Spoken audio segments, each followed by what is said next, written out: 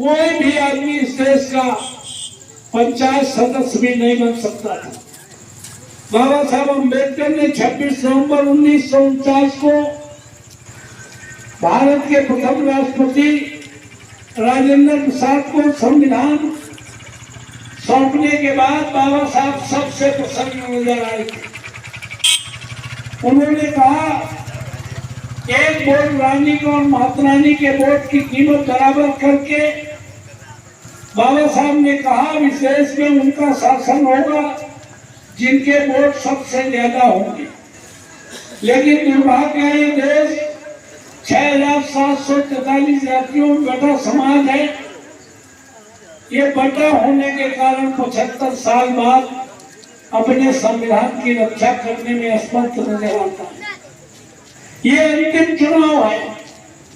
इस बार अगर हम डरे, इस बार अगर हम बटे, इस बार अगर हम लालच में फंसे तो फिर आने वाले समय में कोई हम प्रधान बनने का सपना भी नहीं देख पाएंगे।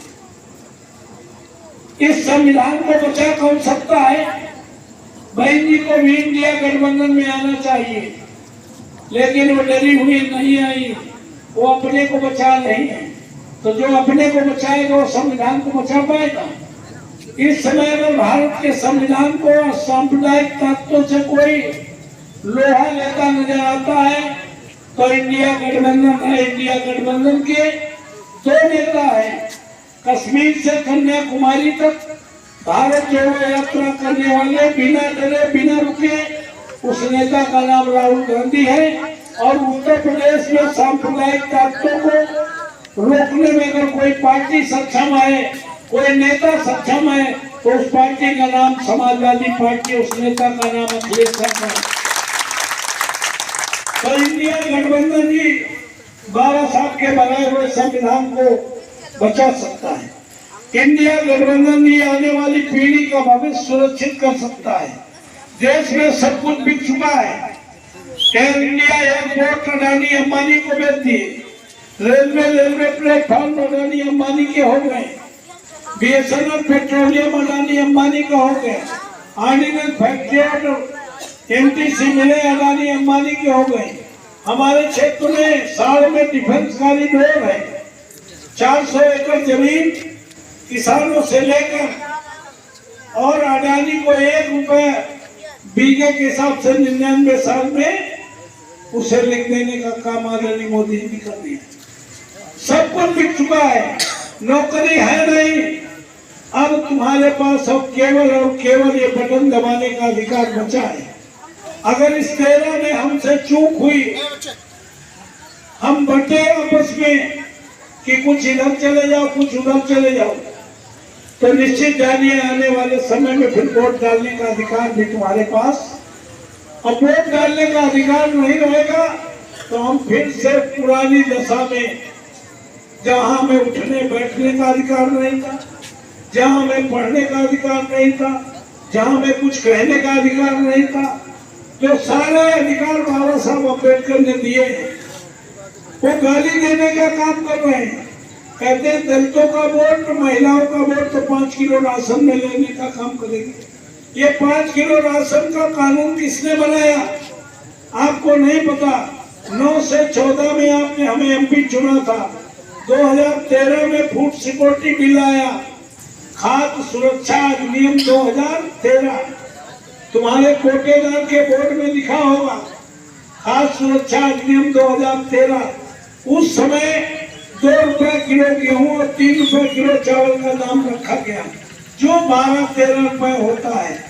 यही कोरोना काल में आदरणीय मोदी जी ने माफ करके अब हाथ फैला कहते हैं 80 करोड़ लोगों को हम फ्री का अनाज दे रहे हैं। ये फ्री का अनाज नहीं है। ये बाबा साहब अम्बेडकर के बनाए हुए संविधान के तहत 545 एमपी चुन के जाते हैं देश से, और सत्ता का कैबिनेट कानून लाती है, उसमें संपूर्ण विपक्ष सहमत होता है, तब वो कानून की शक्ल लेने का काम करता है। कानून कांग्रेस ने और समाजवादी पार्टी साथ में थी बनाया।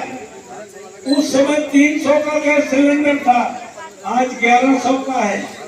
तुमसे 12-13 रुपए माफ करके 500 रुपए जेब में निकाले जा रहे हैं, तुम्हें लगता है कोई हड्डी में खून है? खून तो कुत्ते के गाल में है, मुंह में निकल रहा है। तो इसलिए कहना चाहते हैं कि ये फ्री का राशन नहीं है, ये तुम्हारा अधिकार है, इसे अधिकार समझ के खाने की जरूरत है, इसके बदले वोट देने की जरूरत है। तो इसलिए मैं कहना चाहता हूँ कि चुनाव में तुमसे वोट लेने के लिए 2 महीने के इकट्ठे राशन देने लगे, 1 किलो रोज दूध देने लगे, डालडा के पैकेट में देसी घी की मोहर लगा के देने लगे, तो भी इसे अधिकार समझ के खाने की जरूरत है, इसके बदले वोट देने की जरूरत नहीं है। अगर इस बात में राशन के चक्कर में या किसी नए गारंटी में फंसे तो हम फिर हजारों साल पुरानी गुलामी की ओर चले जाएंगे। इसको बचाने के लिए आपसे निवेदन करने आया हूँ। इंडिया गठबंधन से हम प्रत्याशी हैं, चुनाव चिन्ह साइकिल है। हम लोग तुम्हारे बगल में रहते हैं, हमारे दरवाजे आम आदमी के लिए खुले रहते हैं। हमारा मोबाइल मेरा पीएम मेरी बीवी नहीं उठाती, हम स्वयं उठाने का काम करते हैं। मेरी जिंदगी का मकसद करोड़ों लोगों के लिए जिंदा रहना है, जिनका कोई देखने और सुनने वाला नहीं है। हमने पूरे राजनीतिक जीवन में आने वाले का नाम, उसकी जात, उसका दल, उसका धर्म कभी नहीं पूछा। हम आने वाले का केवल काम पूछते हैं।